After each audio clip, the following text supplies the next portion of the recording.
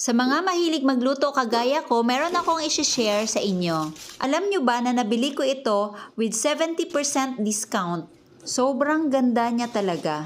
By the way, ang video na ito ay hindi po sponsored ng any brand or any store. Nag-share lang po ako sa inyo kasi bilang isang kusinera, alam ko yung mga needs natin. Yung magkaroon ng mga gamit na nakakapagpadali sa ating mga trabaho.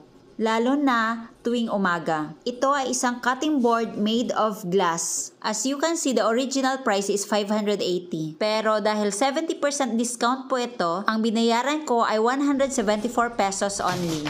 Sobrang ganda niya. Maliban na ito ay cutting board, pwede din po ito magamit sa paggawa ng cordon bleu and decoy. Kapag diretso kasi sa mesa, ganito yung mangyayari. Galaw ng galaw kasi hindi siya nakadikit or nakastick. Unlike pag nasa salamin, lagyan mo lang ng konting tubig. O diba, dumikit na siya. Tingnan mo naman, meron pong electric fan dito sa harap ko pero hindi talaga siya lumilipad-lipad. Ngayon, ibalik natin sa table. Basa pa rin po yung ilalim ng cellophane or plastic na ito. Pero hindi po talaga siya nag-i-stick at lumilipad-lipad, kaya ang hirap magtrabaho. Kaya mas madali talaga magtrabaho dito sa salamin.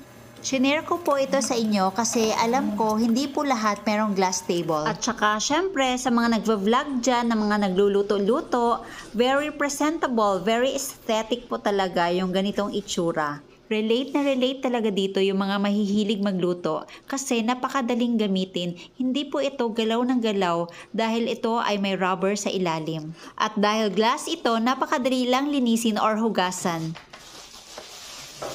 Kung nagustuhan nyo ang video na ito, please like and share and please follow me for more low-carb cooking recipes and health tips. Happy cooking, fellow kusinera!